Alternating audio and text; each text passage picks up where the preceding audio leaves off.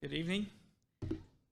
If you've been around a while, you know I've had the opportunity to teach Daniel another number of times. We talked about Ezra a few weeks ago. I've had that class and Esther, and it's been a really unique opportunity to teach from a very similar period of time, multiple iterations over a number of years, and kind of stitch all that story together and how it lays out. And there's a lot of really cool threads you could pull at. Maybe not cool is the right word, but really unique and interesting things to find in that story.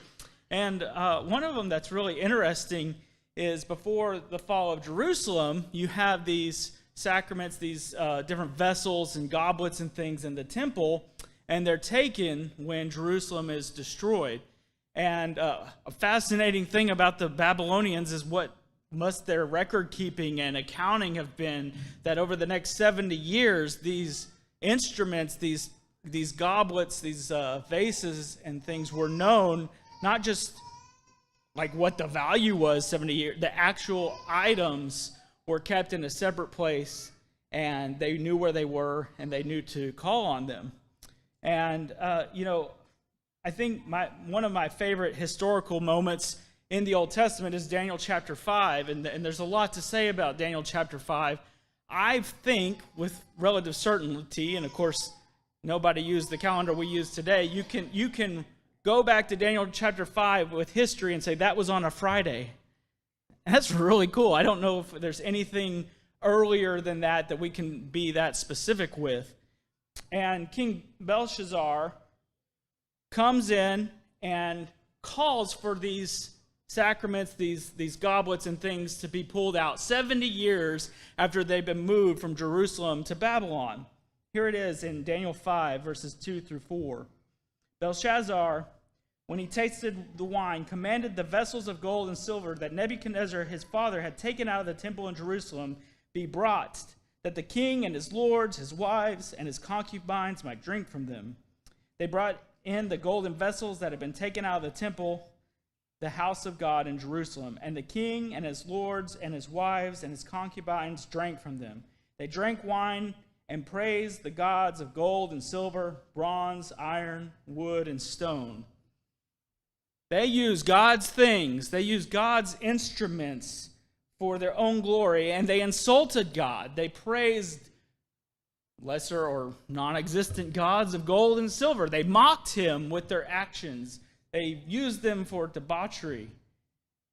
And probably the greatest, biggest empire the earth had ever known would come to a close that night. That was the end of the Babylonian Empire. And we know the story of the handwriting on the wall and the teeny shekel and farson, you have been weighed and found wanting. That kingdom, that empire would fall. And you say, well, maybe that was a coincidence that they just brought those things out that night. And hold that thought. I want us to think for a minute about what are God's things, what are God's vessels today? What things did God make sacred and holy? His name? Do we use it casually? Do we use it for jokes? Do we use it for anger? What about His word? Do we take it with reverence? Do we hold a place in our day-to-day lives, honoring it? His people. Are we mean? Are we cruel? Do we use offensive language to the car that cuts us off? How often do we take God's things that He has purposed as His own and that He values and He loves, and we have made a mockery of them, like Belshazzar did? That year is Ezra chapter 1. Now, there's some weird things about the king's name, but unmistakably the fall of Babylon and the rise of the Persian Empire happens that year. And Ezra chapter 1 says, in the first year of King Cyrus, he does what? He sends God's people and God's things back to do what? Put them in God's house.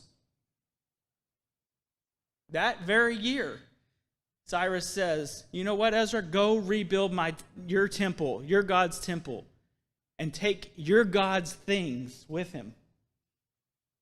And I'm not trying to make the case that Cyrus ended up being a godly person. There's a lot in Daniel that you could read and digest about that. And I think the verdict's out. Probably not out, but he might not have been a godly person, but he honored these things, and he was one of the most successful emperors the world had ever known. Those timelines are very true. They're very crisp in history. All of this is very fascinating. But I think if we take this idea and we take the things we discussed, who God's people are, who God's name is, what his words are, and we ask ourselves, do we want to be Belshazzar or do we want to be Cyrus? I think the answer is really clear here. I didn't read this verse, but Cyrus in Ezra 1 verse 7 brings the articles of the house of the Lord and trusted them to be returned back with Ezra. And I hope you're asking that about all of these things in your own heart. We are God's vessel. We are God's goblet. We are to be taken back and given to the Lord. And so I just hope that maybe these reflections impact us to evaluate what we're doing with our day-to-day lives and how we're treating the things and the people around us that are so precious to God. If you're here tonight and you have not been welcomed into God's family, we'd love to talk with you. We'd love to discuss baptism and bring you into obedience with God's word. If you're having a hard time, if life is rough and you need prayers, we're here for you, and we want to support you and honor you in the way that God loves you. And if you have any of those needs, please come forward while we stand and sing.